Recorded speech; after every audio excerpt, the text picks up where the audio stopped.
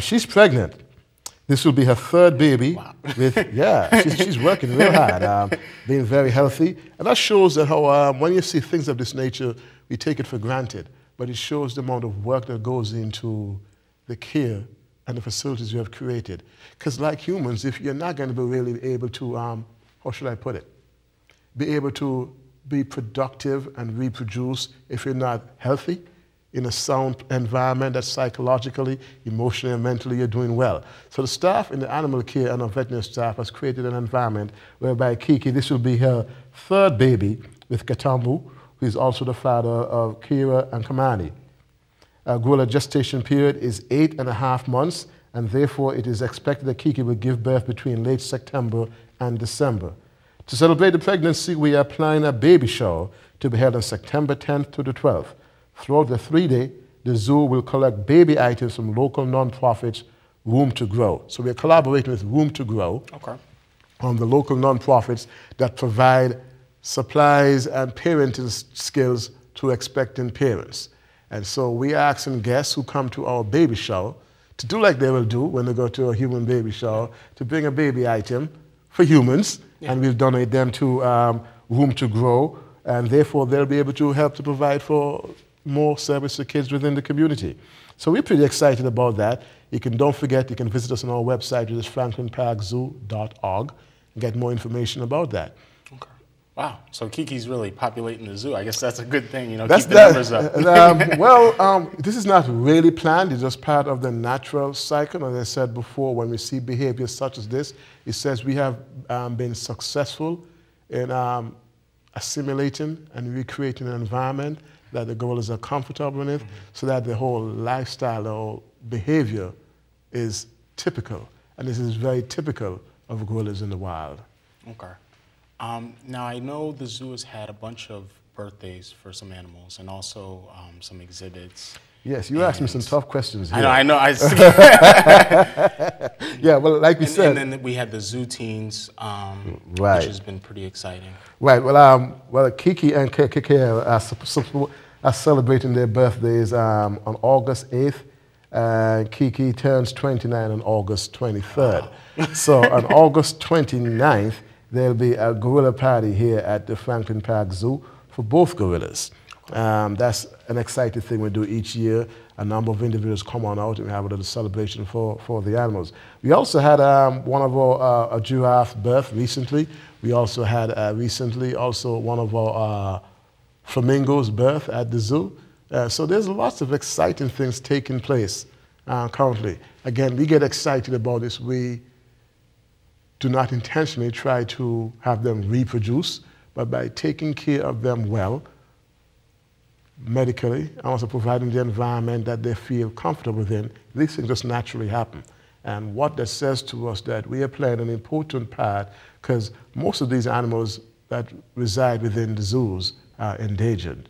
And what we are doing is bringing it to the general population with the intent, I see it with the intent of us changing individuals' behavior to become far more environmentally responsible, to become conscious of the environment around you and all the living things that exist within you.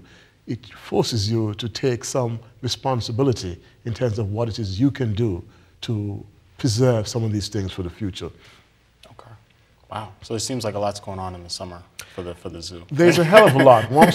In spite of, we spoke significantly relevantly to the animals, which is why we exist, is to educate the general population to become more environmentally responsible through hands-on training and educational programs. One of the things we do every summer is that we have a zoo teen program whereby close to 60 kids from throughout the city of Boston spends the entire summer at the zoo learning employable skills, exposing themselves to various career opportunities, specifically within the zoo world. Because like I said, when I first was told about employment opportunity at the zoo, I thought it just relevant to taking care of animals. Yeah. I had no idea that all the other business entities that any other major company or corporation requires is also part of having a successful zoo. So we try to expose those kids to those various opportunities. Yes, they get to see how you can work and become a keeper, etc. You also learn to see how you can get to become a veterinarian. You also see how you can become an accountant. You also see how you can become a vice president like myself.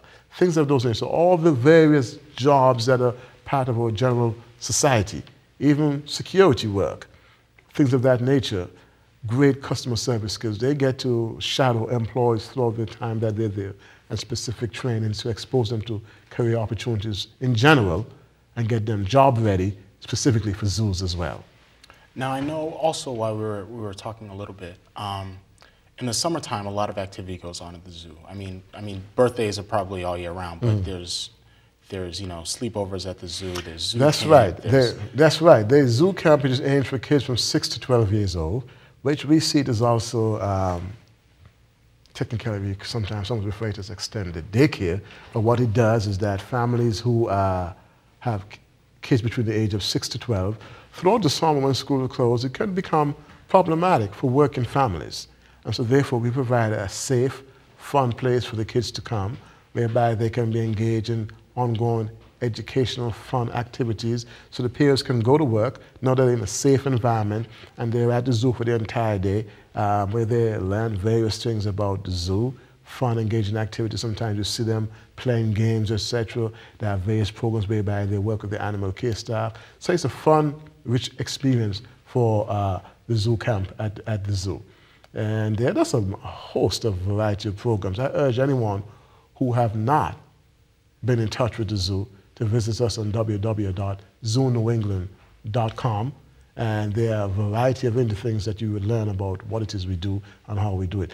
I still refer to the zoos as Boston's or New England's best kept secret. Okay. Because like I said, where else you're going to see the things that we have to offer at both zoos, the Franklin Park Zoo and Stone Zoo. But since this is a Boston Central program, we're focusing on Franklin Park Zoo. And I'm extremely proud in terms of what type of facilities we manage now. I challenge anyone to come through those gates and leave and that says we had a wonderful, good time, because our facilities are just looking great. If you drive by the zoos now without even entering, you see all our wonderful, beautiful banners we have out front, the flower pots, etc. Those are things that we see that we do for our facility, but also add to the general fabric of the greater Boston community. Now, we only have a couple of more minutes. I just want to say, one, now does the zoo close down in the wintertime? No, we do not. That's another fallacy out there, that the animals all are locked away and go away for the winter. The zoo operates year-round. We are closed on Christmas and Thanksgiving only. The day after Thanksgiving is a special community day whereby we offer half-price admission. Oh, is that Black Friday? It usually is, and that's an opportunity for folks to be reminded of the quality programs we have in the zoo. And it's a way for us to say thank you for the general support we receive from the broader community. No, we do not close year-round.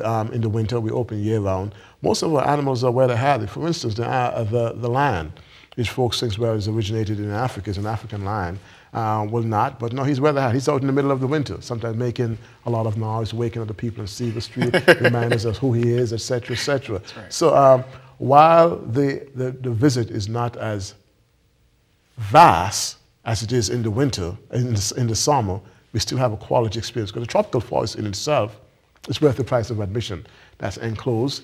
It's a 3-acre indoor tropical forest. The temperature never gets below 70 degrees in that, because you have the live plants and the free-flying birds. So I urge everyone, we just got to do that. So I urge folks to come by. I urge you to try and get there, especially in the spring and early fall, which is some of the best times to see the animals, especially early in the morning and late afternoon doing their various activities. All right. So yeah, we have maybe 10 more seconds. Okay. What would you personally like to see at the zoo? Personally, I'd like to see us continue along the path that we are right now in terms of bringing in new exhibits. This is a question to take much longer, but we are currently in the middle of our master plan development, finalizing that, whereby we hope to transform Franklin Park Zoo and Stone Zoo into what we call the next level of interactive, fun, entertaining experience. It takes another show to speak about that, but it's the overall package of us coming from where we are right now to a good institution, to the next level where we are an excellent institution contributing something to the greater vitality of the Commonwealth and the world through wildlife and conservation, education and fun programs. Thanks a lot. So I appreciate you coming. My pleasure. Once again, I'm Axel Starke, Executive Director of the Greater Grove Hall Main Streets, and I appreciate you joining us this afternoon.